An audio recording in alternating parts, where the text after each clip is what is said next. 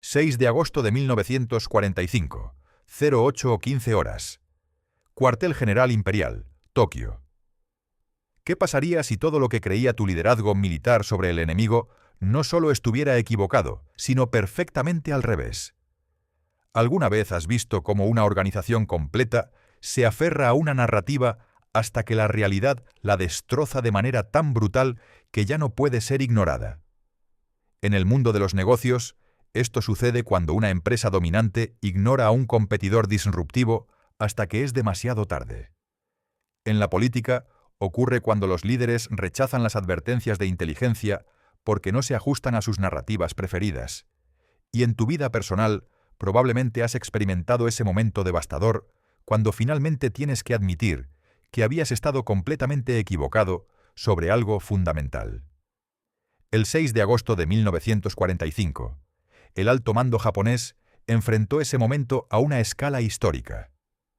Una sola transmisión decodificada desde Hiroshima destrozaría 3 años de ilusiones cuidadosamente construidas sobre la guerra industrial. Lo que el alto mando japonés leyó en ese mensaje los obligaría a confrontar una verdad que habían pasado toda la guerra negando. Estados Unidos no había estado luchando a plena capacidad. Habían estado conteniéndose. ¿Te has preguntado alguna vez cómo el liderazgo de una nación entera podría estar tan equivocado? ¿Cómo las mejores mentes militares de Japón pudieron malinterpretar tan completamente el poder estadounidense? Estás a punto de descubrir la respuesta. Y déjame decirte esto. Al final de este video, aprenderás el momento exacto en que el almirante Toyota admitió que Estados Unidos había estado luchando con una mano atada a la espalda. Conocerás el informe de inteligencia que había sido suprimido durante 6 meses porque nadie quería leerlo. Y escucharás el número específico que hizo que la sala cayera en silencio absoluto. Vamos a rastrear su comprensión hora por hora, documento por documento, desde la negación hasta la claridad devastadora. Veremos cómo los pilotos de reconocimiento transmitieron descripciones de fenómenos que no deberían existir. Examinaremos el testimonio de un oficial ferroviario que sobrevivió estando lo suficientemente cerca como para sentir el calor desde 24 kilómetros de distancia. Y finalmente, comprenderemos qué cifra específica de producción industrial hizo que incluso los defensores más acérrimos de continuar la guerra se dieran cuenta de que la resistencia no era simplemente difícil, sino absolutamente sin sentido. Pero aquí está lo verdaderamente inquietante. Ellos sabían. Los servicios de inteligencia japoneses habían reportado continuamente sobre la expansión industrial estadounidense. Tenían los números, tenían las advertencias. Y sistemáticamente eligieron no saber, porque saber hubiera requerido admitir que no podían ganar. Esto no es solo historia militar. Es un estudio de caso magistral sobre negación institucional, sobre cómo las organizaciones rechazan información que contradice sus narrativas fundamentales, sobre el momento terrible cuando la realidad se vuelve imposible de negar. Comencemos en el sótano del Palacio Imperial, 27 metros bajo tierra, donde todo cambiaría en cuestión de minutos. La sala de guerra del sótano bajo el Palacio Imperial se encontraba a 27 metros bajo tierra, aislada por paredes de hormigón reforzado de 1.2 metros de espesor. El diseño de la instalación reflejaba una filosofía: crear una burbuja de comando inmune a la realidad física de la guerra que se libraba arriba. Las paredes gruesas podían resistir bombardeos convencionales. Los sistemas de ventilación filtraban el aire exterior. Los generadores de respaldo garantizaban energía continua. Las múltiples capas de tierra y concreto amortiguaban el sonido de las sirenas antiaéreas, las explosiones distantes y el ruido de una ciudad en guerra. Era, en muchos sentidos, una metáfora física perfecta, un liderazgo aislado de la realidad por capas de aislamiento, tomando decisiones en un ambiente controlado que no reflejaba las condiciones reales que enfrentaban las fuerzas japonesas. La sala principal medía aproximadamente 15 metros por 20 metros. Mesas largas de roble dominaban el centro, cubiertas con mapas militares, documentos clasificados y ceniceros rebosantes. Las paredes estaban revestidas con mapas masivos del Pacífico, marcados con alfileres de colores que rastreaban posiciones militares conocidas. Rojo para fuerzas japonesas, azul para estadounidenses, otros colores para británicos, soviéticos y chinos. Un costado de la sala contenía estaciones de comunicaciones, operadores de telégrafo con auriculares, máquinas de cifrado Type 97 que clicaban constantemente, estantes con libros de códigos, archivadores con informes clasificados. El otro lado albergaba las estaciones de trabajo del personal de inteligencia, mesas cubiertas con fotografías de reconocimiento, documentos interceptados, gráficos de producción enemiga y evaluaciones estratégicas. La iluminación provenía de bombillas eléctricas amarillentas que colgaban de cables, creando una luz tenue que hacía que todo pareciera ligeramente irreal. El aire olía a papel viejo, humo de cigarrillos, sudor y la leve humedad que se filtraba a pesar del mejor esfuerzo de las bombas de desagüe. En la mañana del 6 de agosto de 1945, el espacio zumbaba con el ritmo familiar de una guerra perdida. Para agosto de 1945, los briefings de inteligencia matutinos del mariscal de campo Shunroku Hata se habían convertido en un ritual de declive gestionado. Esto no había sido siempre así. En 1942, durante los primeros meses embriagadores después de Pearl Harbor, estos briefings habían estado llenos de noticias de victorias. Las islas caían ante las fuerzas japonesas como fichas de dominó. Los mapas en las paredes se habían llenado de alfileres rojos que marcaban territorio conquistado. Pero 1943 había traído Guadalcanal y el cambio de marea. 1944 había traído Saipán, la destrucción de la flota portaaviones en el mar de Filipinas, la pérdida de las Marianas. Y 1945 había traído Iwo Jima, Okinawa, los bombardeos incendiarios de ciudades japonesas, el cerco del territorio nacional. Para agosto, los briefings matutinos seguían un patrón predecible y deprimente.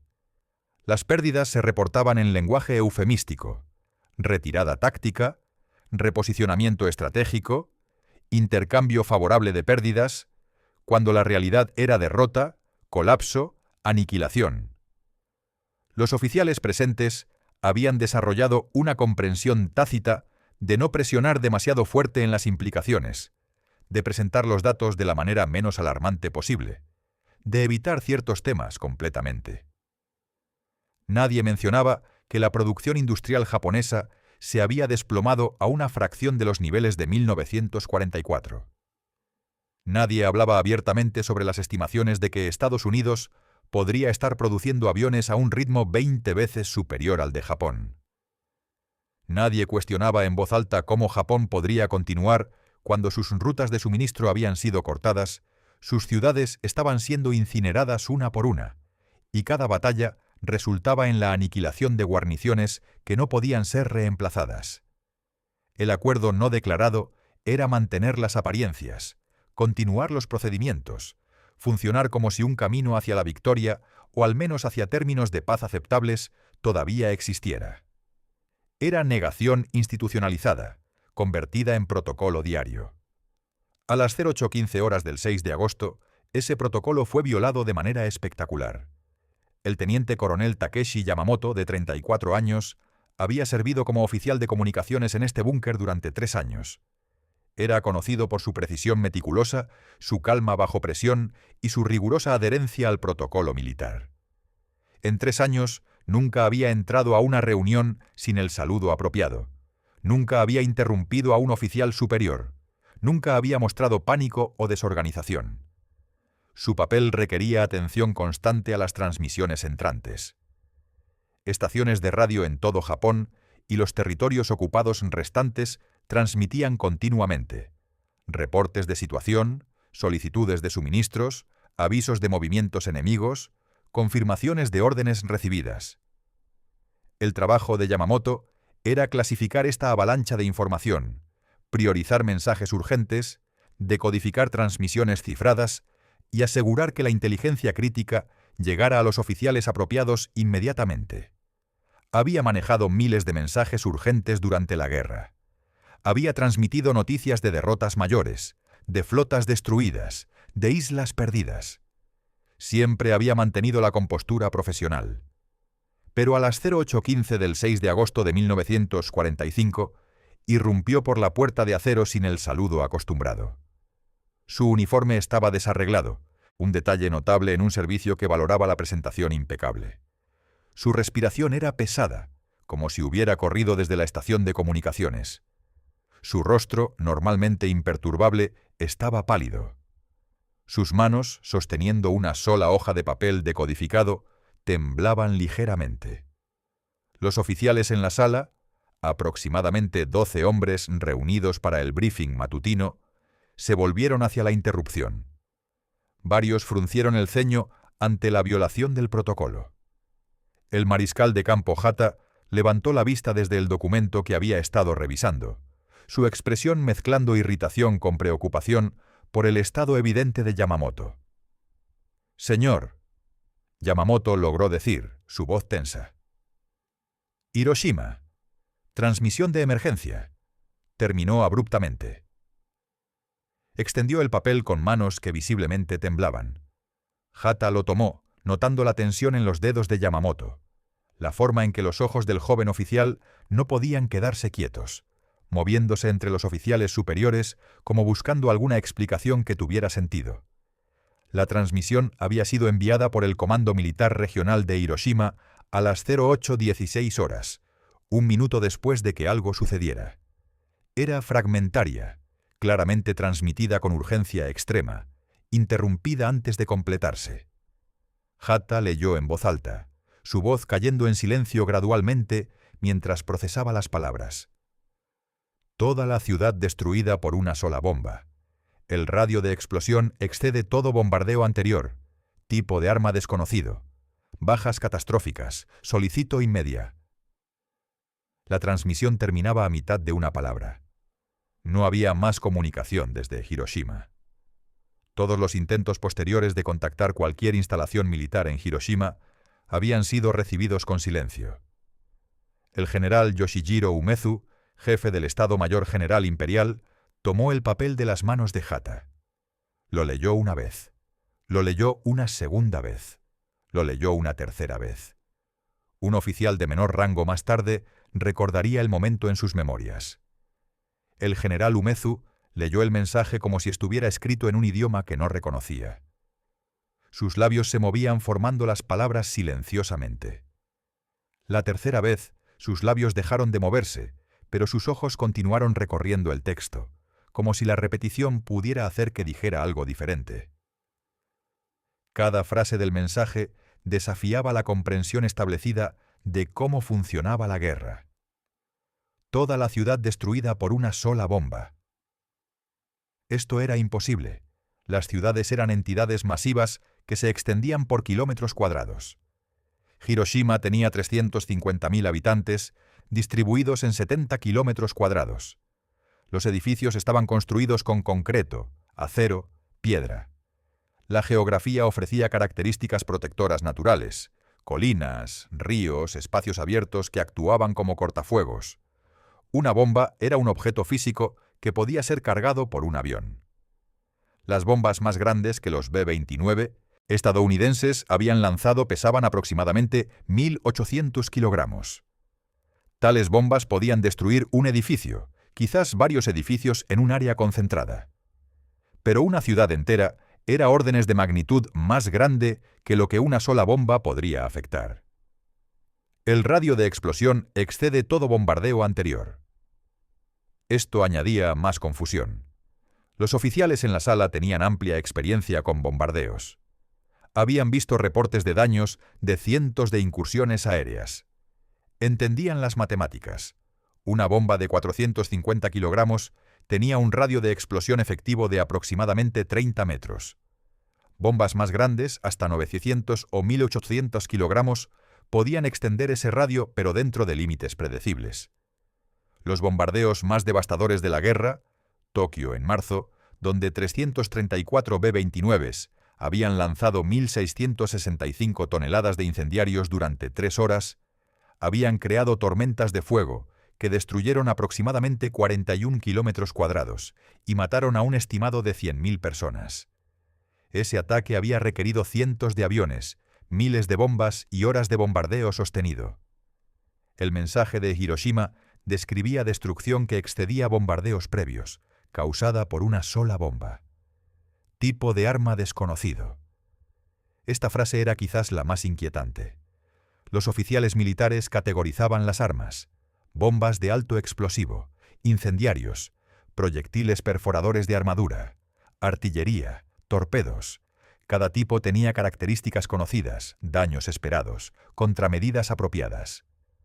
Un tipo de arma desconocido sugería algo fuera de las categorías existentes. Sugería que los estadounidenses habían desarrollado algo que el personal militar japonés no podía identificar incluso después de experimentar sus efectos: bajas catastróficas. En reportes militares, el lenguaje se calibraba cuidadosamente. Bajas ligeras significaba pérdidas aceptables. Bajas moderadas indicaba daño significativo, pero operaciones continuas. Bajas severas señalaba incapacidad operacional. Catastrófico era lenguaje reservado para aniquilación completa. El operador de radio en Hiroshima, transmitiendo en medio de una emergencia, había elegido catastrófico. Solicito inmedia. Y luego silencio. La palabra final cortada. La transmisión terminada no por procedimiento normal, sino por interrupción. Todo el sistema de comunicaciones de Hiroshima, múltiples estaciones de radio, líneas telefónicas, conexiones telegráficas, había dejado de funcionar simultáneamente. El teniente coronel Yamamoto explicó lo que su equipo había intentado en los minutos siguientes. Llamadas de radio repetidas a Hiroshima en múltiples frecuencias, sin respuesta. Intentos de conectar vía líneas telefónicas terrestres, las líneas muertas. Contacto con estaciones militares en prefecturas vecinas, preguntando si podían contactar Hiroshima por canales de respaldo. Negativo en todos los casos. Era como si Hiroshima hubiera dejado de existir como nodo de comunicación a las 08:15 horas. En la sala de guerra del búnker, 12 oficiales se sentaron en silencio durante aproximadamente 30 segundos. Una eternidad en el tiempo militar, donde las decisiones se toman rápidamente y las órdenes se emiten con eficiencia cortante. El silencio era el sonido de marcos mentales rompiéndose. Cada hombre en la sala tenía décadas de entrenamiento militar, años de experiencia en combate, comprensión profunda de las capacidades de armas. Y cada hombre estaba leyendo un mensaje que describía algo que no debería ser posible. Un oficial menor tosió incómodamente. Alguien más apagó un cigarrillo con movimientos lentos y deliberados. El sonido de papel siendo colocado en la mesa pareció anormalmente fuerte. Las máquinas de telégrafo continuaban clicando en el fondo, indiferentes al hecho de que el mundo acababa de cambiar. Fue el general Umezu quien habló primero, su voz controlada pero tensa. ¿Cuántos aviones? Era la pregunta correcta. Si cientos de bombarderos habían atacado Hiroshima en una incursión masiva coordinada, eso explicaría la destrucción, aunque el lenguaje de una sola bomba seguiría siendo confuso. Quizás el operador de radio, en pánico, había comunicado mal lo que estaba viendo. Quizás había visto una bomba explotar cerca de su posición y asumió incorrectamente que solo una bomba había sido lanzada.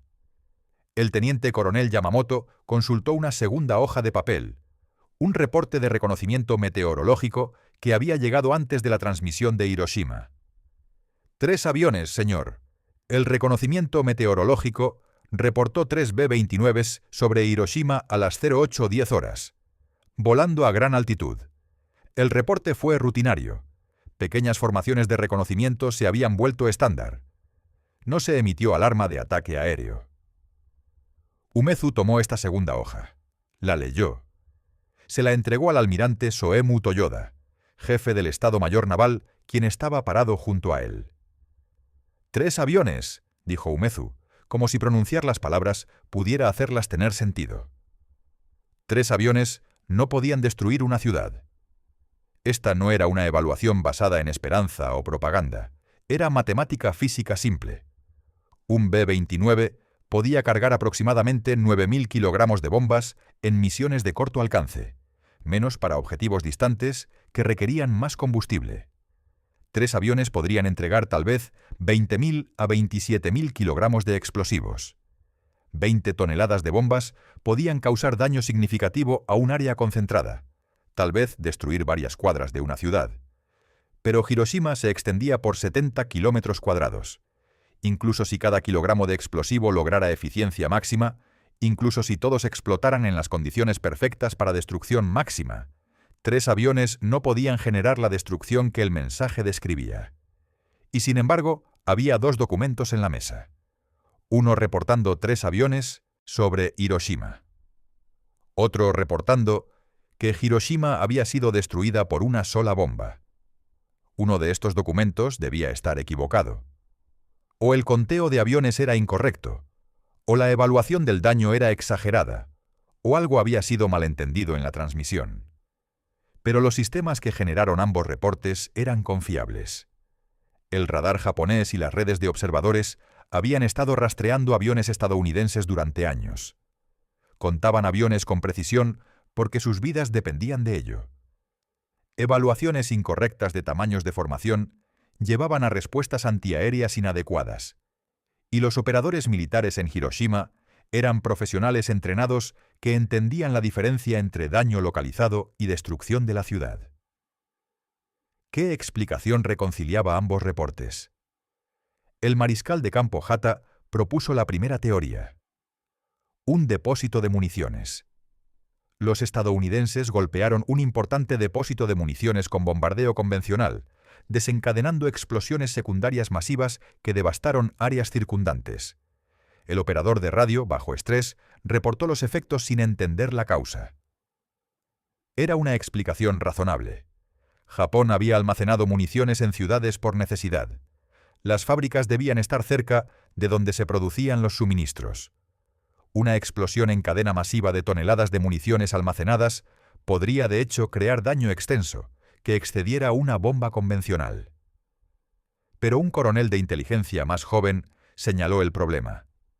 Los depósitos de municiones principales de Hiroshima fueron mapeados en nuestras propias evaluaciones.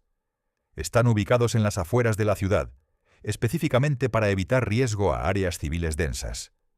Las explosiones secundarias crearían múltiples epicentros de daño, no el radio de explosión que el mensaje describe. Otro oficial sugirió problemas de comunicación. Quizás el radar no funcionaba correctamente, quizás había más aviones que los 3 reportados, volando en formación que eludió la detección. El almirante Toyoda caminó hacia el mapa masivo de pared que mostraba el Pacífico.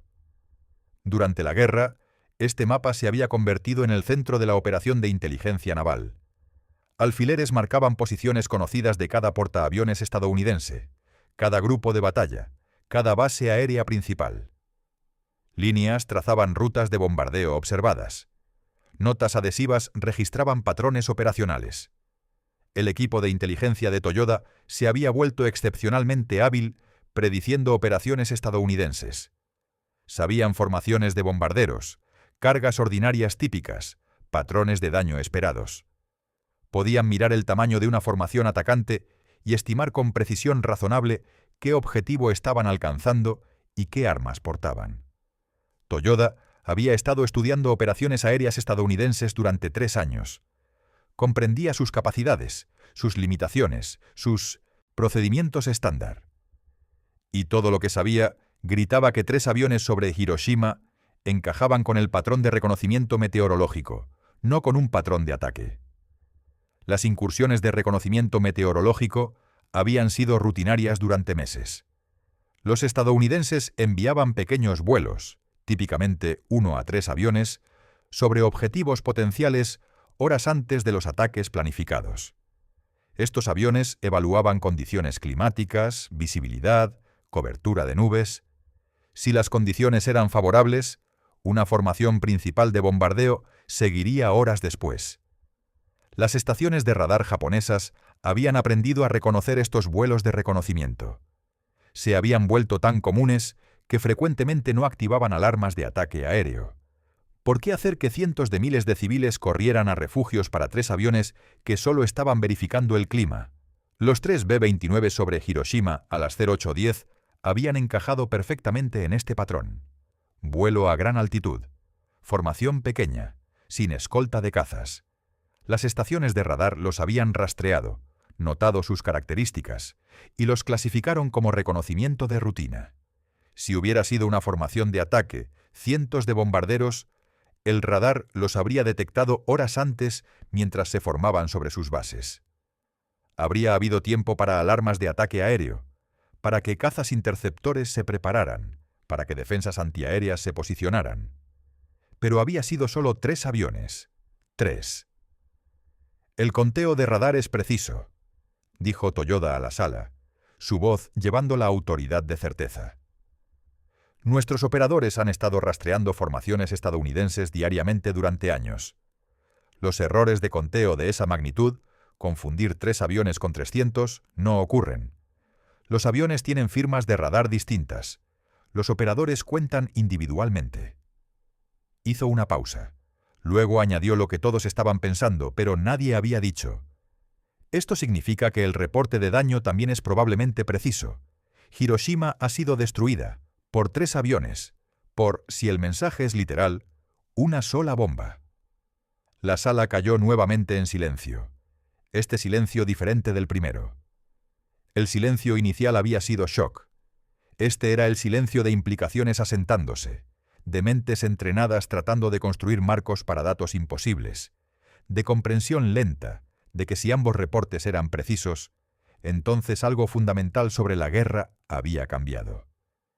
Si los estadounidenses habían desarrollado un arma que podía destruir una ciudad desde un solo avión, entonces cada suposición estratégica de Japón era obsoleta.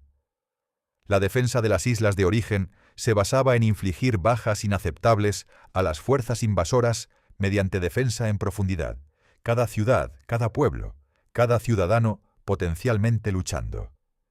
Pero si las ciudades podían ser eliminadas sin invasión, la estrategia completa se derrumbaba. Fue el teniente coronel Yamamoto quien interrumpió el silencio con información que empeoraría todo. «Señor, los pilotos de reconocimiento están reportando. Los primeros informes visuales de Hiroshima están llegando».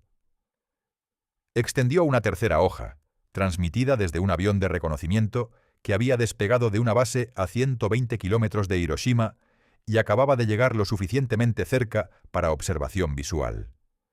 El piloto, el comandante Tsuneo Kitamura, había transmitido lo que vio. Su mensaje era menos formal que los informes militares estándar, su lenguaje mostrando a un hombre luchando por describir lo que sus ojos le estaban diciendo. Nube con forma de hongo elevándose sobre 12.000 metros, visible desde 240 kilómetros. La nube brilla con colores que nunca había visto, púrpuras y naranjas que parecen pulsar con luz interna. Corrientes de aire ascendente arrojaron mi avión 600 metros más alto en segundos.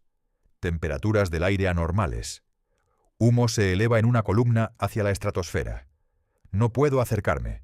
Turbulencia demasiado severa. Repito, nube con forma de hongo, altura superior a 12.000 metros. Y luego, después de una pausa en la transmisión, como si Kitamura estuviera tratando de decidir si reportar lo que vino después. «Solicito confirmación que esto es real. Solicito confirmación que estoy viendo lo que creo que estoy viendo». El general Umezu leyó esto y levantó la vista hacia Toyoda. «¿Una nube con forma de hongo?» «Ninguno de nuestros pilotos ha reportado nunca tal fenómeno», respondió Toyoda. «No hay contexto para esto en la guerra aérea convencional». Esto era cierto. La guerra aérea había sido documentada extensamente en esta guerra y en conflictos previos. Las bombas convencionales creaban explosiones que generaban humo y escombros, pero las nubes se dispersaban de acuerdo con patrones de viento, se elevaban dependiendo del calor generado, formaban columnas o se esparcían horizontalmente dependiendo de condiciones atmosféricas. Una nube con forma de hongo no era algo que tuviera precedente en la experiencia militar. La descripción sugería formación organizada, una estructura distinta que se elevaba en una columna y luego se expandía en la parte superior como un hongo. Los pilotos eran observadores entrenados que reportaban lo que veían con precisión. Si Kitamura describía una forma de hongo, estaba viendo una forma de hongo. y los detalles que rodeaban la descripción empeoraban. Altura sobre 12.000 metros, visible desde 240 kilómetros, colores que pulsaban con luz interna, corrientes ascendentes que arrojaban aviones miles de metros hacia arriba, temperaturas anormales del aire. Cada detalle sugería energía a escalas que no tenían explicación convencional. Para poner la altura en perspectiva, el monte Fuji, la montaña más alta de Japón, se eleva a 3.776 metros. Los aviones B-29 típicamente bombardeaban desde altitudes de 7.600 a 9.100 metros, lo suficientemente alto para estar fuera del alcance de la mayoría del fuego antiaéreo.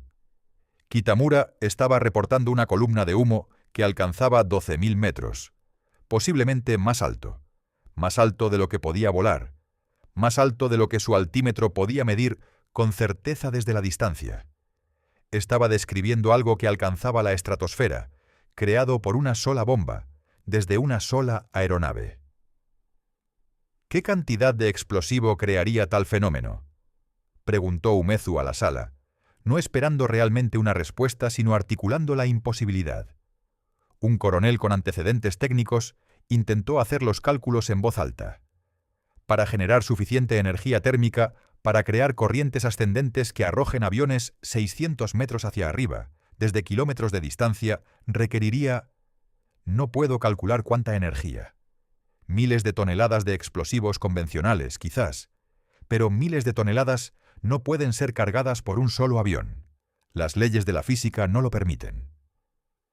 Se detuvo, luego añadió más silenciosamente: a menos que no sean explosivos convencionales, a menos que sea algo diferente. Esta era la conclusión que todos habían estado evitando. Si la física convencional no podía explicar lo que estaba siendo reportado, entonces los estadounidenses habían desarrollado algo no convencional, algo fuera de la experiencia de la guerra japonesa, algo que hacía que la experiencia acumulada de oficiales con décadas de servicio fuera irrelevante. El almirante Toyoda regresó al mapa de pared. Sus ojos recorrieron la extensión del Pacífico, marcado con posiciones de batallas pasadas. Guadalcanal, donde Japón había perdido su primera campaña terrestre importante. Las Marianas, donde la flota de portaaviones había sido destruida. Iwo Jima, Okinawa, cada una demostración de superioridad estadounidense escalando. Había visto los reportes de inteligencia. Sabía que la producción estadounidense de aviones había excedido los números japoneses por factores de 10 o 20. Sabía que los astilleros estadounidenses estaban lanzando buques más rápido de lo que Japón podía hundirlos.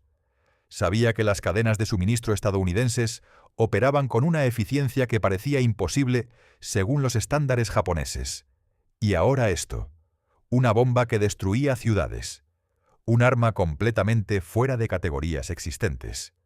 Si los estadounidenses habían desarrollado esto mientras simultáneamente luchaban en 2 océanos, mientras simultáneamente producían buques y aviones en cantidades masivas, mientras simultáneamente manteniendo estándares de vida civil que excedían los tiempos de paz de Japón.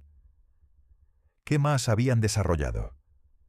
¿Qué otras capacidades poseían que la inteligencia japonesa no había descubierto? Necesitamos reconocimiento fotográfico, dijo Toyoda. Necesitamos ver qué queda de Hiroshima. Necesitamos documentación visual que confirme o refute estos reportes. Yamamoto asintió. Los aviones han sido desplegados, señor. Intentan penetrar la zona. Los pilotos reportan dificultades, la turbulencia, la radiación térmica, visibilidad oscurecida por el humo. Pero están haciendo aproximaciones. Las fotografías deberían llegar en las próximas horas. ¿Radiación térmica? Umezu captó el término. ¿Qué es la radiación térmica? No estoy seguro, señor, admitió Yamamoto. Es el término que usó el piloto. Dijo que sus instrumentos mostraban temperaturas anormales de aire a kilómetros de distancia del sitio de la explosión. Estos detalles técnicos, la precisión del lenguaje que los pilotos usaban incluso mientras describían fenómenos sin precedentes, reforzaban que estos eran reportes precisos de observadores entrenados, no histeria o exageración. Y había otra transmisión llegando, interrumpiendo sus deliberaciones. Yamamoto la tomó del operador de telégrafo, leyó rápidamente, su rostro empalideciendo más. «Señor», dijo, su voz apenas audible. «Testimonio de testigo presencial desde fuera de Hiroshima. Un oficial ferroviario logró contactar al Ministerio de Asuntos Exteriores. El ministro Togo está tomando la declaración personalmente». Les pasó el mensaje inicial, que resumía que un sobreviviente con información de primera mano estaba dando testimonio ahora mismo, que estaba siendo transcrito, que el reporte completo estaría disponible pronto. Pero incluso el resumen contenía detalles que helaban. Flash más brillante que 1000 soles, onda de presión que derribó trenes a 24 kilómetros de distancia. El centro de la ciudad simplemente había desaparecido.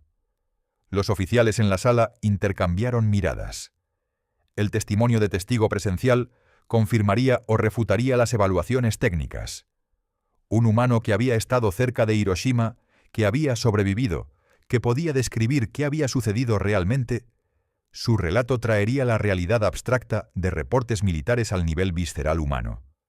El mariscal de campo Hata revisó su reloj. Eran las 09:30 horas. Habían pasado 75 minutos desde la transmisión inicial.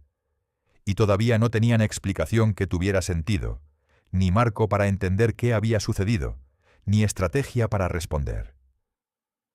«El Consejo Supremo de Guerra debe reunirse», dijo. «Esta tarde. Toda la información disponible debe compilarse y presentarse.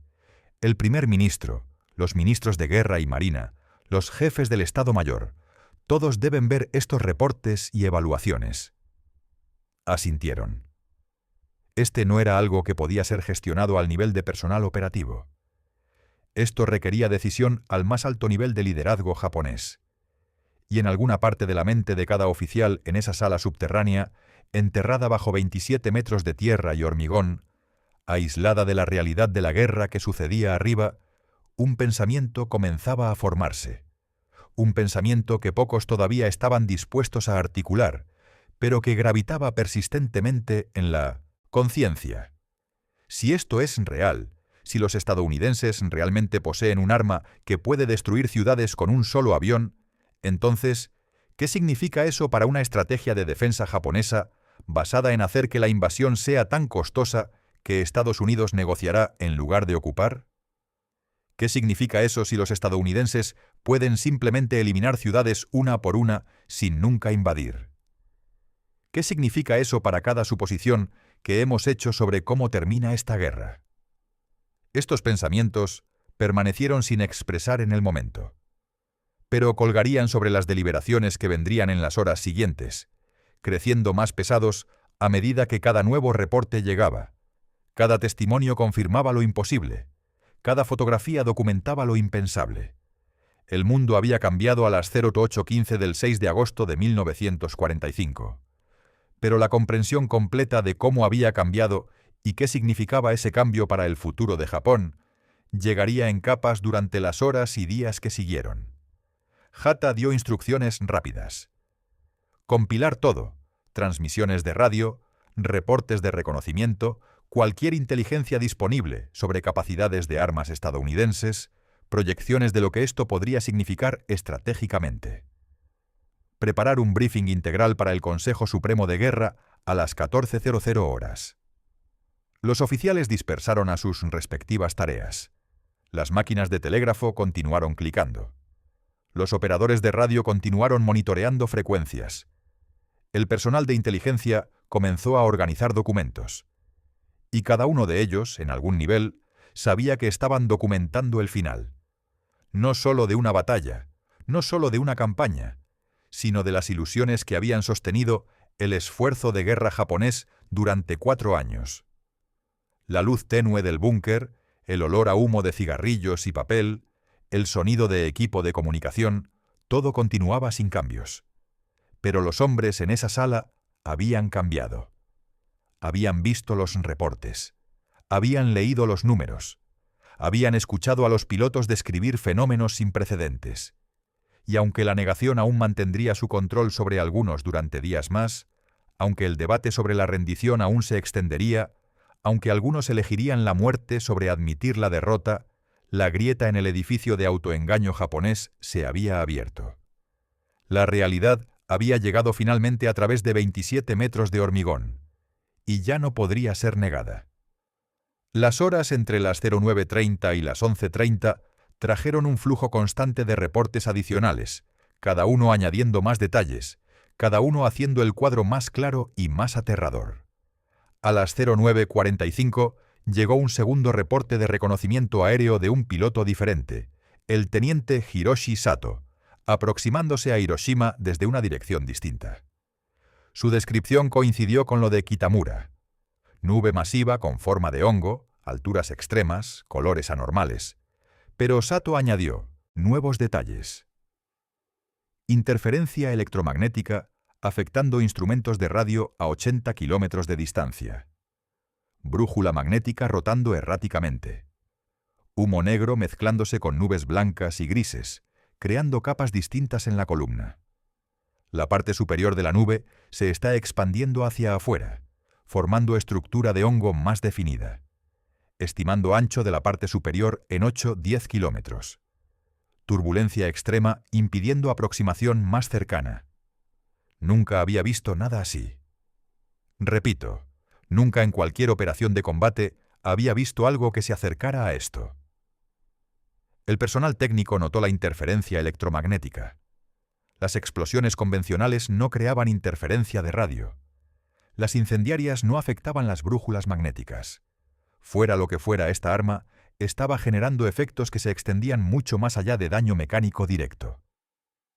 A las 10:15, una estación de sismógrafos en Osaka, aproximadamente 380 kilómetros de Hiroshima, reportó que había detectado una anomalía sísmica significativa a las 08:15. La lectura sugería un evento comparable a un terremoto moderado, pero con características no típicas de actividad sísmica natural.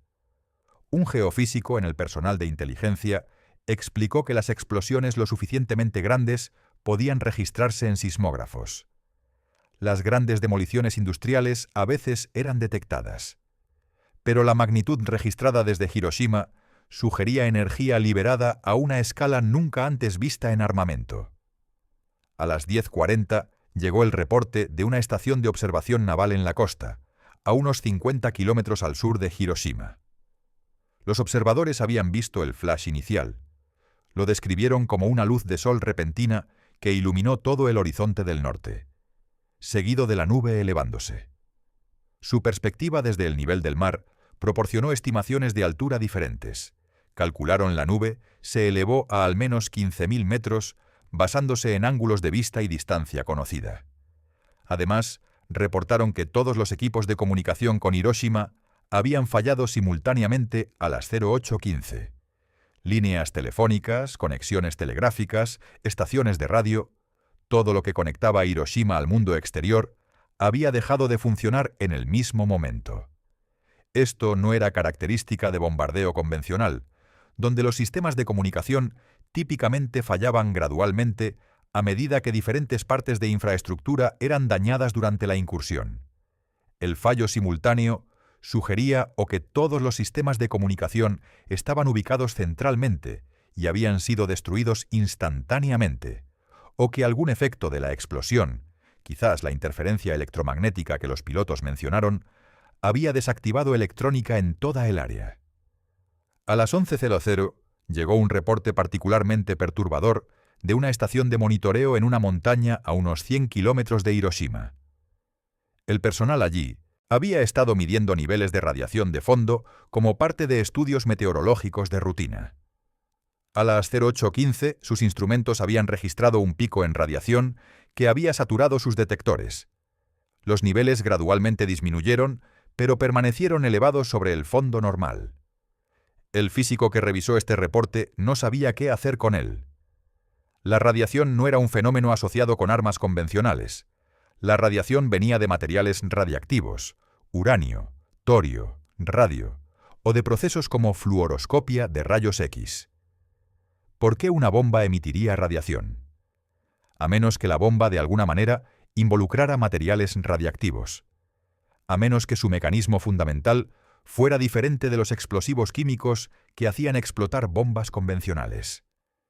Este reporte, más que cualquier otro, comenzó a empujar a algunos oficiales más informados técnicamente hacia una conclusión aterradora.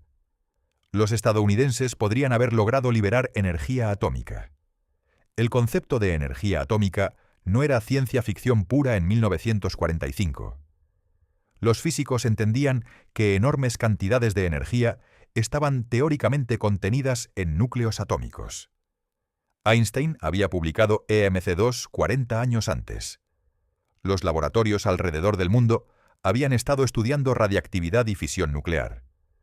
Pero el consenso entre los científicos había sido que aunque la energía atómica era teóricamente posible, los desafíos prácticos de aprovecharla en un arma eran probablemente insuperables.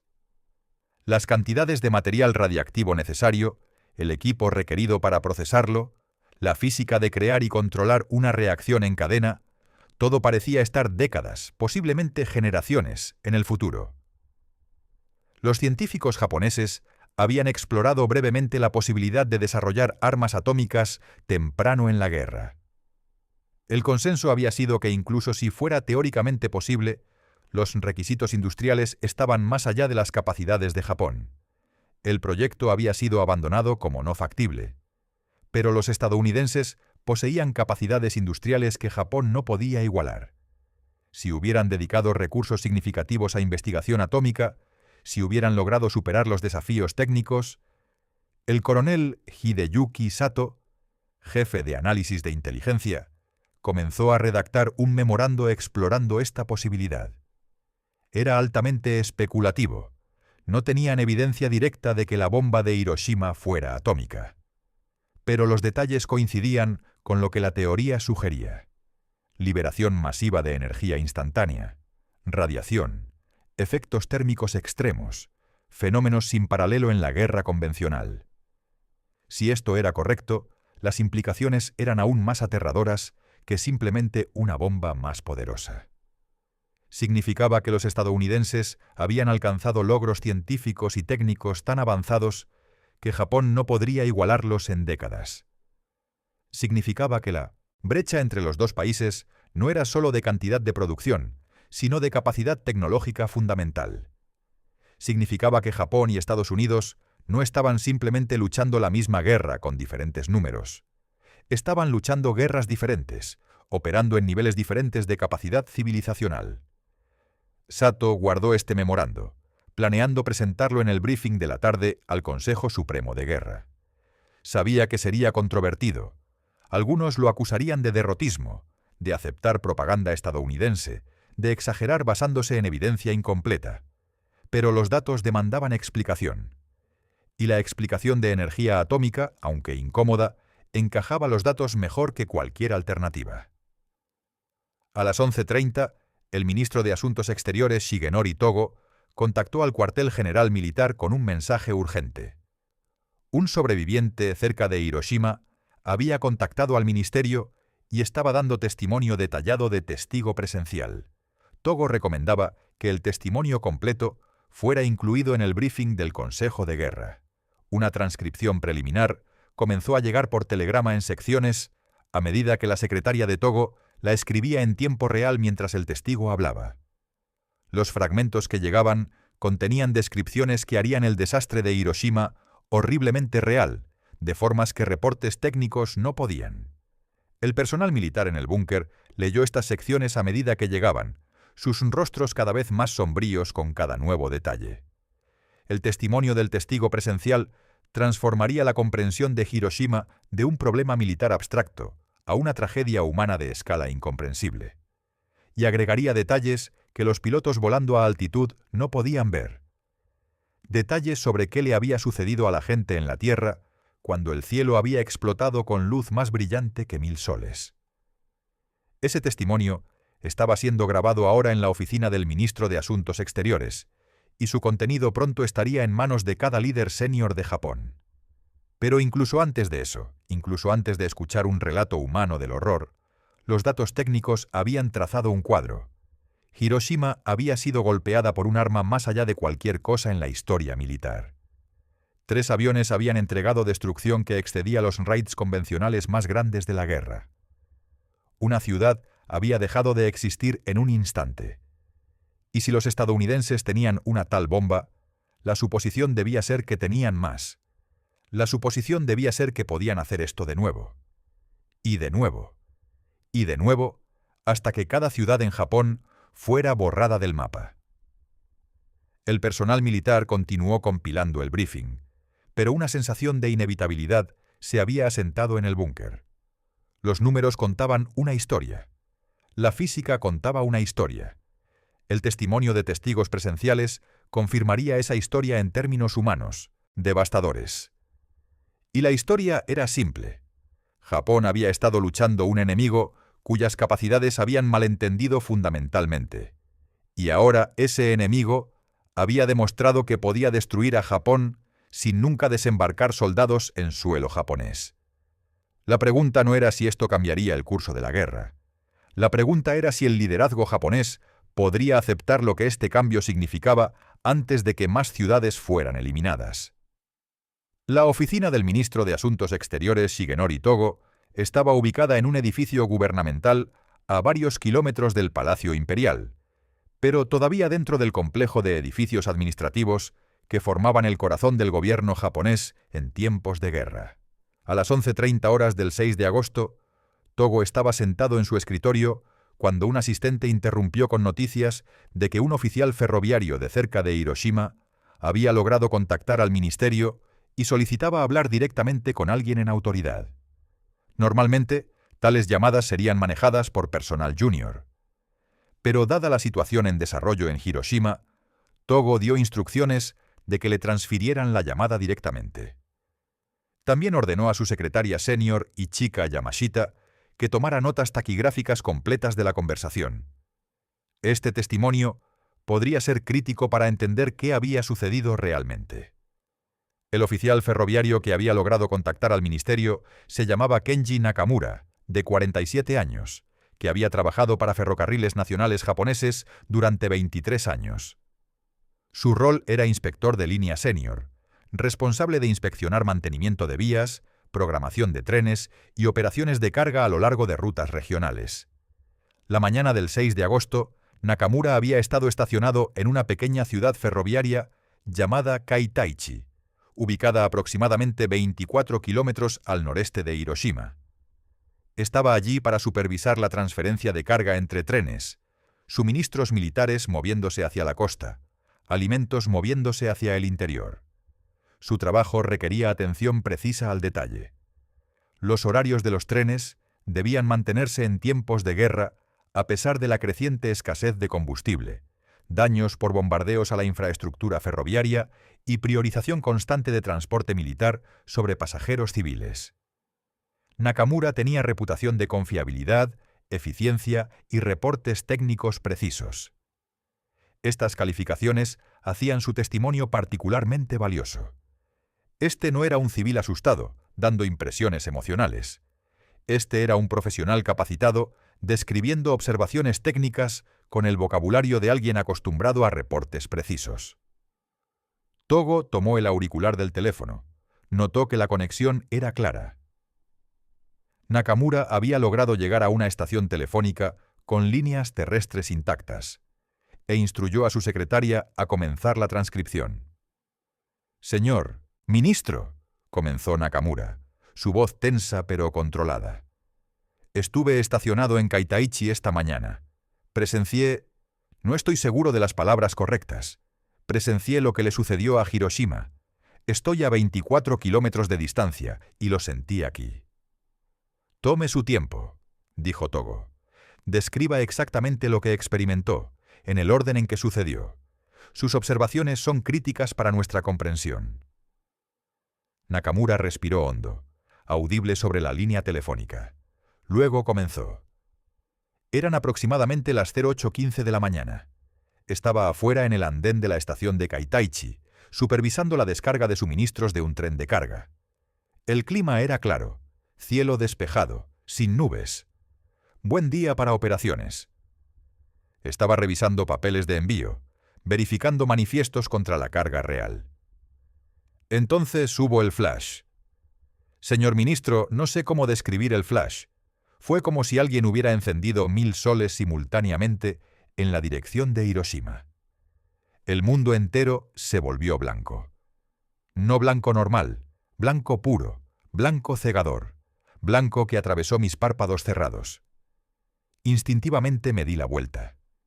Incluso estando de espaldas a Hiroshima, el brillo era tan intenso que podía sentir calor en la parte posterior de mi cuello, en mis brazos expuestos. Era como estar parado directamente bajo el sol de mediodía, pero amplificado muchas veces. El flash duró varios segundos, no solo un destello instantáneo como un rayo. Esto era luz sostenida, pulsante.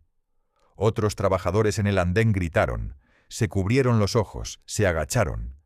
Pájaros cayeron del cielo. Vi a varios gorriones simplemente caer muertos del techo de la estación. Cuando el flash finalmente disminuyó y pude volver a abrir los ojos, vi una nube elevándose en el horizonte hacia Hiroshima. Ya era enorme, expandiéndose hacia arriba y hacia afuera. Colores que nunca había visto en nubes. Púrpura profundo, naranja ardiente, remolinos blancos y negros. Pero eso fue solo el comienzo. Tal vez 30 segundos o un minuto después del flash. El tiempo era difícil de juzgar. Todo parecía moverse tanto demasiado rápido como en cámara lenta. Escuché el sonido. O más bien, primero no escuché nada inusual, y luego escuché todo a la vez. El ruido comenzó bajo, casi debajo del rango de audición normal. Una vibración que podía sentir en mi pecho más que oír. Luego se construyó. Subió en volumen e intensidad. Se convirtió en un rugido que llenó todo el aire. No como un trueno que golpea y luego retumba. Esto era continuo, creciente, ensordecedor. Entonces llegó la onda de choque. El suelo tembló. El edificio de la estación tembló. Las ventanas explotaron hacia afuera, vidrio volando por el aire. El carro de carga donde habíamos estado descargando suministros se mecía sobre sus rieles. Por un momento pensé que se descarrilaría. Me tumbó. No era solo el sonido, era presión física. Una pared de aire, comprimido, golpeó la estación. Otros trabajadores fueron tumbados también. Cajas de carga fueron arrojadas del andén. Una chimenea en un edificio cercano se derrumbó. Entonces vino el viento. Un viento caliente, más caliente que cualquier viento que hubiera sentido alguna vez, sopló desde la dirección de Hiroshima. Llevaba polvo, escombros, cenizas. Llevaba el olor. Dios, el olor. Quemado. No como incendios ordinarios. Algo más punzante, más químico, más enfermizo. El viento duró quizás 30 segundos. Luego se detuvo abruptamente. Hubo un momento de silencio total. Ni siquiera pájaros, los que no habían muerto, habían huido. Solo el sonido de escombros cayendo, vidrio rompiéndose, gente llorando o gimiendo. Entonces miré hacia Hiroshima. Señor ministro, trabajo en ferrocarriles. Conozco cada kilómetro de las líneas en esta región. Puedo identificar puntos de referencia desde kilómetros de distancia. El castillo de Hiroshima es visible desde puntos elevados alrededor de Kaitaichi. Los edificios altos en el centro de la ciudad, normalmente puedes ver sus contornos contra el cielo. Ya no estaban. El centro de la ciudad había desaparecido. Simplemente desaparecido. En su lugar había fuego, no fuego normal, pero tormenta de fuego que se elevaba en torres de llamas. Humo negro se elevaba en una columna masiva, alimentando la nube en forma de hongo que ahora dominaba todo el cielo. La nube era tan grande que bloqueaba el sol. Proyectaba sombras sobre Kaitaichi incluso desde 24 kilómetros de distancia. Y continuó creciendo. Observé durante los siguientes minutos mientras subía más y más alto, expandiéndose en la parte superior como exactamente un hongo. Vástago delgado de humo ascendente, tapa masiva extendiéndose en la estratosfera. Intenté contactar Hiroshima por teléfono. Todas las líneas muertas. Intenté contactar por radio a las instalaciones ferroviarias en Hiroshima. Sin respuesta. Intenté contactar estaciones más pequeñas alrededor de Hiroshima. Tampoco respuesta. Otros trabajadores ferroviarios y yo discutimos intentar ir hacia Hiroshima. Pensamos que podríamos necesitar ayudar con evacuación, con transporte de heridos. Pero a medida que pasaban los minutos, quedó claro que no podíamos acercarnos. El fuego era demasiado intenso. Podía ver la tormenta de fuego desde Kaitaichi, ver cómo se extendía hacia afuera desde el centro de la ciudad. El calor se mantenía extremo, incluso a nuestra distancia. La temperatura del aire había subido notablemente. Y comenzó a llover. Lluvia negra. Gotas grandes de agua mezcladas con cenizas y hollín, cayendo de la enorme nube.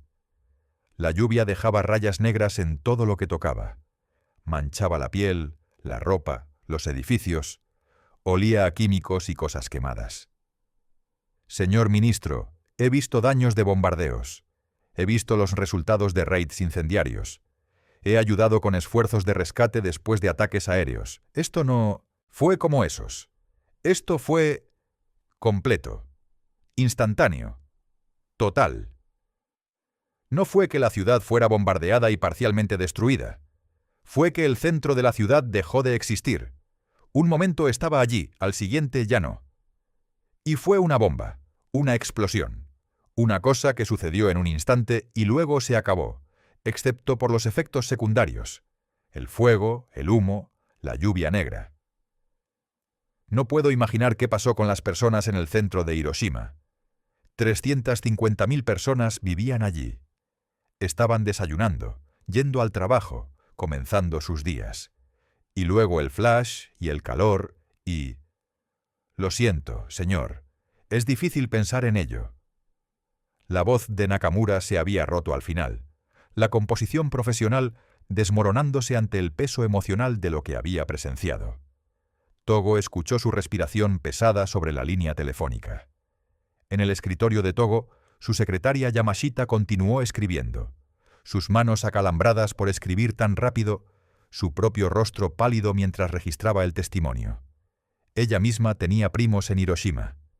Hasta este testimonio había habido esperanza abstracta de que los reportes militares fueran exagerados, que tal vez el daño no fuera tan malo como los mensajes iniciales sugerían. Pero escuchar a Nakamura, su voz, sus detalles precisos, su experiencia técnica llevando peso a cada observación, hacía la realidad innegable. Hiroshima había sido borrada del mapa. Togo, con décadas de experiencia diplomática que le enseñaron a mantener la compostura incluso ante noticias terribles, mantuvo su voz firme. Ha sido muy valiente, señor Nakamura, al contactarnos y proporcionar esta información. Su testimonio es invaluable. Tengo algunas preguntas para aclarar ciertos detalles. Mencionó que el flash duró varios segundos. ¿Puede estimar con más precisión cuánto tiempo? Nakamura, recomponiendo su compostura profesional, respondió: 3 a 5 segundos, señor. Lo suficientemente largo para que inicialmente pensara que tal vez era un reflejo de sol de algo. Luego me diera cuenta de que no. Luego me volviera y todavía brillara intensamente. El intervalo de tiempo entre el flash y sentir la onda de choque, ¿puede estimar eso? Aproximadamente 1 minuto, señor. Tal vez 50 segundos, tal vez 70 segundos. Es difícil ser preciso porque todo fue confuso, pero definitivamente no inmediato como sería un rayo y un trueno. Hubo un retraso considerable. Togo hizo cálculos mentales. El sonido viaja aproximadamente 340 metros por segundo. Si Nakamura estaba a 24 kilómetros de distancia, el sonido tomaría aproximadamente 70 segundos para llegar. Su estimación de 1 minuto encajaba con esto perfectamente. El reporte era técnicamente consistente. Describió pájaros cayendo muertos. ¿Cuántos? ¿Fue generalizado? Tal vez 6 o 7 que vi directamente, señor. Gorriones y una paloma. Cayeron como si hubieran sido disparados. Otros trabajadores reportaron ver más. No puedo decir si fue el flash en sí o la onda de choque que los mató, pero definitivamente murieron en el momento del evento. El viento caliente. ¿Cuánto duró y en qué dirección venía? Directamente desde Hiroshima hacia Kaitaichi, señor. Así que desde el suroeste a nuestra posición. Duró tal vez 20 a 30 segundos de intensidad máxima. Luego disminuyó gradualmente. Fue lo suficientemente fuerte como para arrancar papeles de las manos, arrojar objetos ligeros. La tormenta de fuego que mencionó, ¿fue inmediata o se desarrolló gradualmente? Se desarrolló en los minutos después de la explosión inicial, señor. Primero vi múltiples incendios separados en diferentes partes del centro de la ciudad. Luego, durante los siguientes 5 a 10 minutos, se fusionaron en una sola tormenta de fuego masiva. Es como si cada edificio, cada calle, todo estuviera en llamas simultáneamente y los incendios se juntaron. ¿Y los puntos de referencia que mencionó, el castillo, los edificios altos, está absolutamente seguro de que ya no son visibles? La voz de Nakamura era firme. Absolutamente seguro, señor. Los conozco tan bien como conozco mi propia casa. Miro esos puntos de referencia cada vez que estoy en Kaitaichi. Es parte de cómo verifico las condiciones climáticas para operaciones ferroviarias. Ya no están. El horizonte hacia Hiroshima es completamente diferente. Solo fuego y humo donde debería haber ciudad. Togo hizo una pausa. Luego preguntó la que sabía que era una pregunta devastadora. Señor Nakamura, basándose en su experiencia con operaciones de transporte y esfuerzos de rescate anteriores, ¿cuál es su evaluación de las bajas? Hubo un largo silencio. Luego la voz de Nakamura, apenas un susurro. Catastrófico, señor. Si el centro de la ciudad fue destruido instantáneamente como parece, entonces todos en el centro estaban muertos antes de saber qué los golpeó. Las áreas circundantes, los incendios, la onda de choque, el colapso de edificios, las bajas serían masivas, y no puede haber esfuerzo de rescate efectivo. La ciudad entera está en llamas. No hay manera de entrar. No hay manera de combatir incendios de esa escala. Cualquiera que no haya muerto en la explosión inicial morirá en las tormentas de fuego o por heridas sin tratamiento, porque las instalaciones médicas fueron destruidas también. Señor ministro, creo que decenas de miles están muertos, posiblemente más de 100.000, posiblemente muchos más. No puedo imaginar cómo cualquiera en el centro de la ciudad podría haber sobrevivido. Togo cerró los ojos brevemente. Como ministro de Asuntos Exteriores, había estado presionando por negociaciones de paz durante meses. Había argumentado que Japón no podía ganar, que continuar la guerra solo traería más sufrimiento. Había sobrevivido acusaciones de derrotismo, había navegado intrigas políticas de facciones militares que querían luchar hasta el último ciudadano. Y ahora esto. Un arma que podía borrar ciudades del mapa, 100.000 muertos, tal vez más, en un instante. Y si los estadounidenses tenían una tal bomba, ¿cuántas más tenían? Señor Nakamura, dijo Togo, su país está en deuda con usted por reportar esta información tan rápida y completamente. Lo que ha presenciado es de importancia histórica. Necesitaré que permanezca disponible para posibles preguntas de seguimiento de autoridades militares y gubernamentales. ¿Puede hacer eso? Sí, señor. Permaneceré en Kaitaichi. Las comunicaciones aquí todavía funcionan. Estaré disponible. Gracias. Y señor Nakamura, trate de descansar si puede. Ha experimentado algo terrible. Cuide su salud. Sí, señor. Gracias, señor. La línea se desconectó. Togo puso el auricular del teléfono, luego se volvió hacia su secretaria. ¿Tiene todo eso? Yamashita asintió, hojeando páginas de notas taquigráficas. Sí, señor ministro. Puedo tener una transcripción mecanografiada completa dentro de 1 hora. Hágalo. 3 copias. Una para mí, una para el cuartel general militar, una para los archivos, y señorita Yamashita... Se detuvo, notando su palidez. Sus primos en Hiroshima, lo siento. Ella asintió, sin confiar en sí misma para hablar sin llorar. Después de un momento, salió hacia su oficina para comenzar la mecanografía. Togo se sentó en su escritorio, mirando el teléfono. El testimonio de Nakamura había dado carne humana a los reportes militares abstractos. Los números, ciudad destruida, bajas catastróficas, se habían convertido en una narrativa de flash y calor, y pájaros cayendo muertos y torres de fuego donde cientos de miles de personas habían estado viviendo sus vidas momentos antes. Y la única pregunta que importaba, la pregunta que definiría todo lo que vino después: ¿podía el liderazgo de Japón aceptar lo que esto significaba? ¿Podrían admitir que continuar la guerra garantizaba que más ciudades sufrirían el destino de Hiroshima?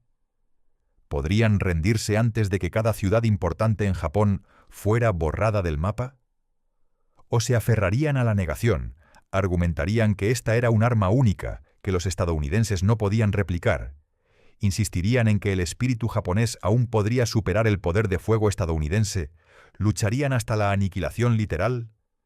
Togo sabía que el Consejo Supremo de Guerra estaba programado para reunirse a las 14:00 horas. Sabía que el general Anami y otros halcones militares lucharían contra la rendición incluso ahora. Sabía que la batalla política que vendría sería feroz. Pero también sabía, con certeza absoluta, que Japón no podía soportar muchos más días como este. Los estadounidenses habían demostrado que podían destruir ciudades a voluntad.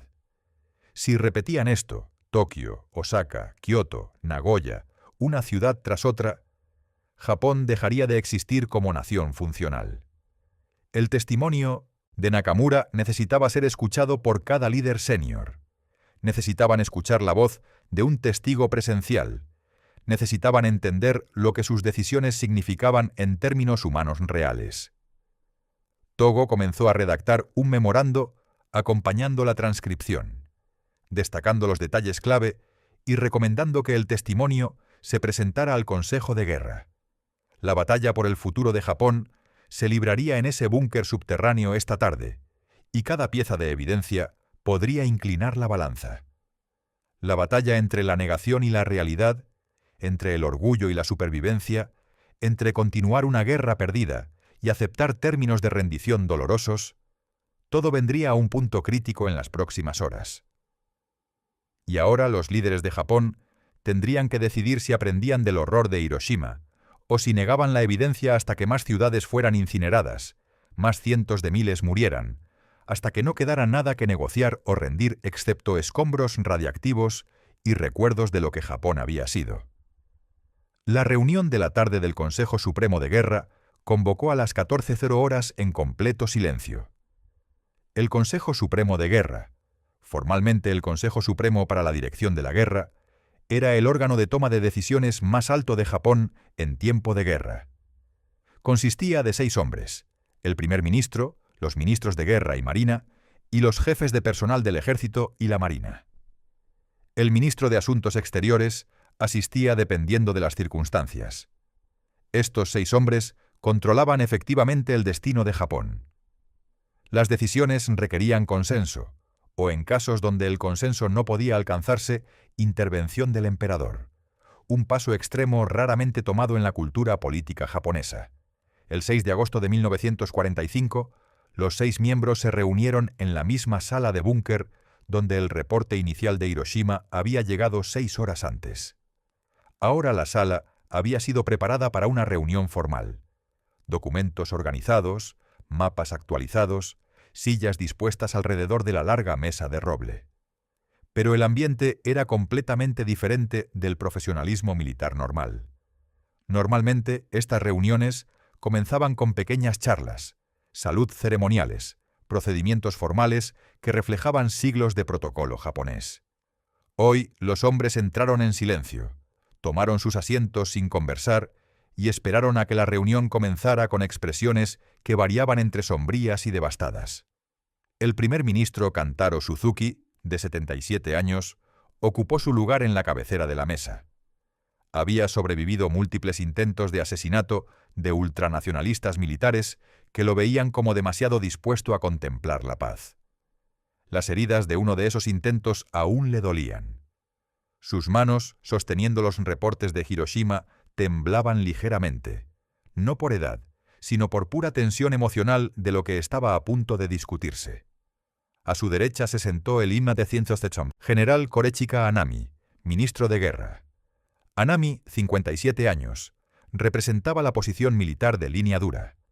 Era un verdadero creyente en los principios del Bushido, en el deber de luchar hasta la muerte antes que rendirse, en la obligación sagrada de proteger al emperador y la patria sin importar el costo. Era querido por las fuerzas del ejército y poseía inmensa influencia sobre las filas militares. La izquierda de Suzuki sostenía al almirante Mitsumasa Yonai, ministro de Marina. Yonai, en contraste con Anami, había estado presionando privadamente por negociaciones de paz durante meses. Entendía que la capacidad industrial de Japón no podía igualar a Estados Unidos, pero había navegado este conocimiento cuidadosamente, sabiendo que expresarlo demasiado abiertamente invitaría a acusaciones de derrotismo o incluso violencia de extremistas militares. El general Yoshijiro Umezu, jefe de personal del ejército, se sentó junto a Anami. Umezu había sido responsable de planificación estratégica durante gran parte de la guerra. Había visto cada derrota, cada retiro, cada pérdida. Era, en muchos sentidos, el hombre que mejor entendía la situación militar real. Y ese conocimiento le pesaba visiblemente. El almirante Soemu Toyoda, jefe de personal de la Marina, tomó su asiento al otro lado. Toyoda había pasado la mañana analizando los reportes de Hiroshima con su personal de inteligencia. Había llegado a la reunión con una carpeta gruesa de evaluaciones técnicas, todas apuntando a la misma conclusión. La guerra había cambiado fundamentalmente. El ministro de Asuntos Exteriores Shigenori Togo completó el círculo. Llevaba la transcripción del testimonio de Nakamura, junto con docenas de otros documentos relevantes para las decisiones que se tomarían. Suzuki abrió la reunión con formalidad mínima. Caballeros, Hiroshima. Colocó el reporte inicial, la transmisión fragmentaria que había llegado a las 08:16 horas, en el centro de la mesa. Luego añadió el reporte de reconocimiento meteorológico, confirmando 3 aviones. Luego las transcripciones de los reportes de los pilotos sobre la nube en forma de hongo. Luego las lecturas sismográficas. Luego el testimonio del testigo presencial de Nakamura. Los documentos se acumularon en una pila creciente de evidencia. Cada miembro del Consejo ya había visto la mayoría de estos reportes. Habían sido circulados durante el día. Pero verlos físicamente apilados juntos, ver el volumen absoluto de datos confirmatorios de múltiples fuentes independientes, hacía la realidad ineludible. Debemos considerar, comenzó Suzuki, su voz cuidadosamente neutral, ¿qué significa esto? El general Anami habló primero, su voz llevando la pasión de certeza. Propaganda estadounidense. Quieren que creamos que poseen armas que no tienen. Hiroshima fue destruida por bombardeo convencional, y están usando el engaño para hacernos creer que fue un arma especial. Están tratando de inducir la rendición mediante guerra psicológica. Era el argumento que había estado formulando mentalmente durante horas. Era la única posición que le permitía mantener su posición de línea dura intacta, porque si Hiroshima realmente había sido destruida por una sola bomba, entonces cada argumento que había hecho por continuar la lucha se derrumbaba. El almirante Toyoda respondió, su voz tranquila pero con una ventaja que nunca había usado previamente cuando se dirigía al ministro de guerra. 3 aviones, Anami-san. Nuestro radar los rastreó. Nuestros observadores los vieron. 3. Añadió el honorífico san, para suavizar lo que de otro modo sería contradicción directa, pero su tono no dejaba ambigüedad. No estaba expresando opinión. Estaba afirmando hecho. Nuestras estaciones de radar han estado rastreando formaciones estadounidenses diariamente durante años, continuó Toyoda. Los errores de conteo de la magnitud que su hipótesis requiere, confundir 3 aviones con 300, simplemente no ocurren. Los operadores de radar cuentan aviones individualmente, tienen firmas distintas. Hemos documentado innumerables incursiones con precisión. Este conteo es confiable. El general Umezu añadió su apoyo. Nuestras redes de observadores también confirmaron 3 aviones, observadores visuales en tierra, independientes del radar, múltiples fuentes confirmando el mismo conteo. Anami se desplazó de su argumento, buscando terreno alternativo. Entonces, quizás una falla del radar. Quizás los estadounidenses desarrollaron tecnología de interferencia que hizo que apareciera que solo había 3 aviones cuando en realidad había más. Sabemos que han estado desarrollando contramedidas electrónicas. Los observadores visuales, interrumpió Toyoda, vieron 3 aviones, con ojos humanos, sin electrónica involucrada, 3 aviones volando a gran altitud sobre Hiroshima aproximadamente a las 08:10 horas.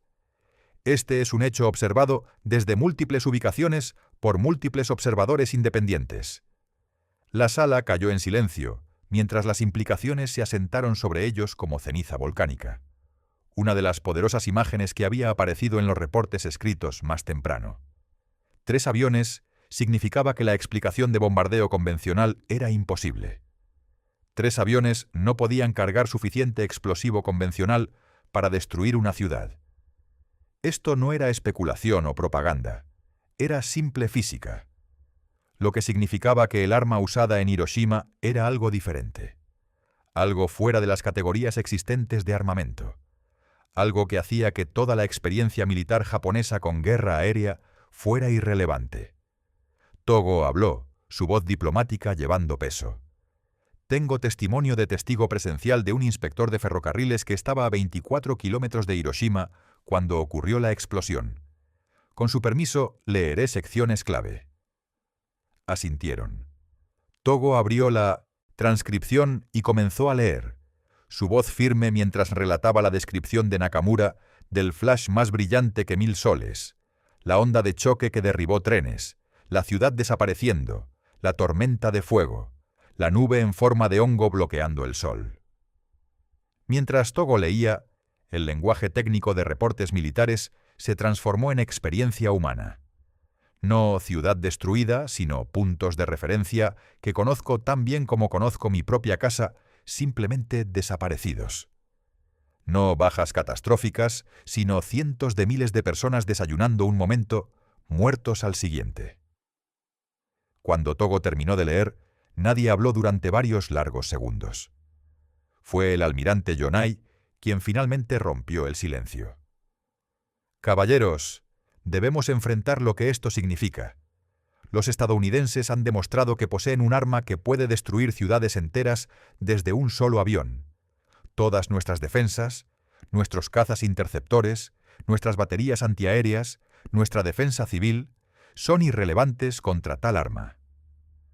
Umezu agregó, su voz cargada con la amargura de un planificador estratégico, viendo toda su estrategia volverse obsoleta.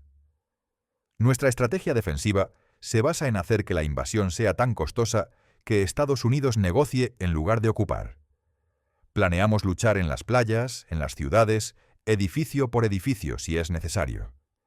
Infligir tantas bajas que su voluntad política para continuar se derrumbe. Pero si pueden destruir ciudades sin invasión, nuestra estrategia completa no tiene sentido. Pueden simplemente eliminar ciudades una por una hasta que Japón deje de funcionar como nación. No necesitan desembarcar soldados, no necesitan arriesgar bajas, pueden bombardearnos hasta que no quede nada. Togo presionó la ventaja, viendo una apertura para el argumento de paz que había estado haciendo durante meses. Y si tienen una tal bomba, debemos asumir que tienen más. Debemos asumir que la capacidad de producción que desarrolló esta arma puede producir adicionales. Resistencia continuada no significa simplemente más bajas convencionales, significa potencialmente la aniquilación completa del pueblo japonés. Anami, sintiendo que su posición colapsaba pero incapaz de abandonar creencias que había sostenido durante décadas, hizo un último argumento. Incluso si esta arma es real, incluso si poseen múltiples, rendirse sin luchar traiciona todo lo que representa el Bushido. Los guerreros no eligen la vida sobre el honor. Debemos luchar, incluso si el resultado es muerte, porque luchar es nuestro deber. Era un argumento que resonaría con partes del establecimiento militar, el honor sobre la supervivencia, el deber sobre el pragmatismo, la muerte antes que la rendición. Pero Suzuki, quien había sobrevivido intentos de asesinato precisamente porque se había atrevido a sugerir que la paz podría ser necesaria, respondió con autoridad tranquila. General Anami, yo también soy un guerrero. Serví en la Armada durante décadas antes de asumir este papel. Entiendo el bushido. Entiendo el deber. Entiendo el sacrificio. Pero nuestro deber principal no es a conceptos abstractos de honor. Es al emperador y al pueblo japonés. Y si continuar esta guerra significa que el pueblo japonés es aniquilado, si continuar significa que no quedará Japón para servir, entonces nuestro deber es encontrar un camino que preserve a la nación, incluso si ese camino requiere soportar lo insoportable. La frase «soportar lo insoportable» capturaba el núcleo del dilema. La rendición era psicológicamente insoportable para hombres que habían dedicado sus vidas al servicio militar, quienes habían internalizado la creencia de que la rendición era la vergüenza máxima. Pero la alternativa, permitir que más ciudades fueran destruidas, permitir que el pueblo japonés fuera eliminado, era pragmáticamente insostenible. ¿Qué era más insoportable? ¿Vivir con la vergüenza de la rendición o morir con el honor de la resistencia mientras se arrastraba a la nación entera al olvido? El coronel Sato, quien había estado compilando evaluaciones de inteligencia durante el día, fue invitado a presentar su análisis técnico. Entró con una carpeta gruesa de documentos y comenzó lo que sería uno de los briefings más importantes de su carrera. «Caballeros», comenzó, «mi equipo ha estado calculando capacidades industriales estadounidenses desde 1941. Nuestros números han sido consistentemente precisos, y esos números pintan un cuadro que debemos confrontar directamente». Puso el primer documento, tablas comparando producción industrial estadounidense versus japonesa. Durante toda la guerra, Estados Unidos produjo 88.410 tanques. Japón produjo 6.450. Estados Unidos construyó 41 portaaviones. Japón construyó 15. Los astilleros estadounidenses lanzaron buques de carga tan rápidamente que superaron las pérdidas de submarinos alemanes. Sus fábricas de municiones produjeron más proyectiles en una semana que nuestras fábricas produjeron en un mes. Estas cifras eran familiares para el Consejo, pero verlas presentadas todas juntas, la disparidad absoluta en cada categoría, reforzó cuán completamente superados habían estado. Pero estos números, continuó Sato, solo miden capacidades industriales convencionales. La bomba atómica, si eso es lo que era, sugiere algo más fundamental. Puso un segundo documento, este describiendo instalaciones de investigación estadounidenses. Nuestra inteligencia ha documentado instalaciones de investigación estadounidenses empleando más de 130.000 científicos e ingenieros trabajando en tecnología militar. La capacidad de investigación comparable de Japón emplea aproximadamente 6.000. Las universidades de investigación estadounidenses, Harvard, MIT, Berkeley, Chicago, tienen departamentos de física más grandes que toda la comunidad científica de Japón combinada. Si desarrollaron un arma atómica, habría requerido instalaciones que no podríamos haber construido incluso si hubiéramos sabido cómo. Nuestra inteligencia ha identificado ciudades enteras construidas en secreto en Estados Unidos, Oak Ridge, Tennessee, Hanford, Washington, Los Álamos, Nuevo México. Estas instalaciones consumieron más electricidad que ciudades japonesas importantes. Emplearon 130.000 trabajadores. Hizo una pausa, dejando que la escala se asentara. Luego añadió la conclusión más devastadora. El Proyecto Manhattan, el nombre de su programa de investigación atómica, costó 2.000 millones de dólares. Eso es más de lo que Japón gastó en su esfuerzo de guerra completo en 1944. Estados Unidos gastó más desarrollando una arma de lo que gastamos luchando en un año entero. El general Umezu preguntó la pregunta que todos estaban pensando, pero nadie quería hacer en voz alta. ¿Cómo pudimos no saber? La respuesta de Sato fue incómoda pero precisa. Sabíamos, señor. Nuestros servicios de inteligencia reportaron continuamente sobre expansión industrial estadounidense. Interceptamos comunicaciones sobre proyectos secretos a gran escala. Documentamos sus esfuerzos de reclutamiento científico, pero cada reporte fue descartado como exageración o propaganda. Elegimos no saber porque saber habría requerido reconocer que no podíamos ganar. Era una acusación devastadora del sistema de comando completo. No habían perdido porque carecieran de inteligencia. Habían perdido porque habían suprimido sistemáticamente inteligencia que contradecía sus narrativas preferidas. Cada reporte mostrando capacidades superiores estadounidenses había sido cuestionado, minimizado o ignorado. Los oficiales que presentaron evaluaciones pesimistas fueron acusados de derrotismo. Los números fueron revisados hacia abajo para hacerlos más aceptables. Las advertencias fueron descartadas como pánico innecesario. Y ahora, 4 años después del comienzo de la guerra, la realidad que habían estado negando se había vuelto imposible de ignorar. La realidad se había manifestado como una nube en forma de hongo, elevándose 15.000 metros sobre lo que había sido una ciudad de 350.000 personas. El almirante Toyoda añadió su propia evaluación amarga. Los estadounidenses lucharon esta guerra con una mano atada a la espalda. Lucharon contra Alemania y Japón simultáneamente mientras desarrollaban armas que no podemos comprender. Produjeron más material de guerra de lo que pensábamos físicamente posible mientras mantenían su economía civil en niveles que excedían la producción de tiempos de paz. No son simplemente más fuertes que nosotros, operan en un nivel diferente de civilización. Esta admisión, que Estados Unidos representaba no solo mayor fuerza, sino una categoría diferente de capacidad, marcó el cambio fundamental en comprensión. Durante 4 años, la propaganda japonesa había retratado a los estadounidenses como materialistas y débiles, dependientes de máquinas porque carecían de fuerza espiritual. La bomba atómica revelaba esta narrativa como catastrófica,